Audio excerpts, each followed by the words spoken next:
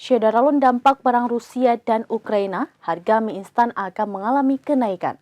Berikut informasi selengkapnya. Syederalun dampak perang Rusia dan Ukraina, harga mie instan akan mengalami kenaikan. Pasalnya bahan baku pembuatan mie instan sulit diekspor dari kedua negara tersebut.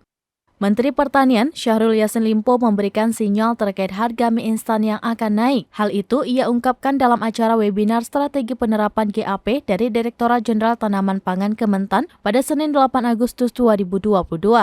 Selain itu, Menteri Pariwisata dan Ekonomi Kreatif Sandiaga Uno meminta pelaku usaha mikro kecil dan menengah atau UMKM juga meminta masyarakat berinovasi untuk mengantisipasi kenaikan harga mie instan hingga 3 kali lipat.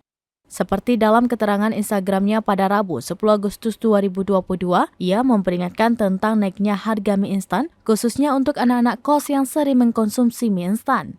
Menurut data pemerintah, terdapat 180 juta ton gandum tidak bisa diekspor dari kedua negara tersebut. Karena itu, mie instan diperkirakan akan naik hingga 3 kali lipat.